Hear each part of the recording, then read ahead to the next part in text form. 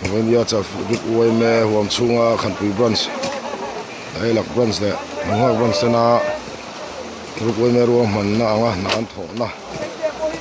chu when ya zauta a when ya hian kan VC heng branch tu matang kan VC te hian min choi om thae me ma big takin country VC ten man ro ma mo zong zong heng thir zai te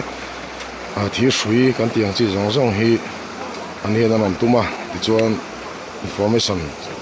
mai thlengin anon ngai tu ani ti chuan tuna kan hmu na lam hi khorulian lam matlang dung lam ka yani ya so kan hmu so lei chi kha ni ya chuan helai hian ke in osam takin kal zung zung ko mai don ani chuan helai hian kal chawin hian kong thapo siam hal ni in helai kong hi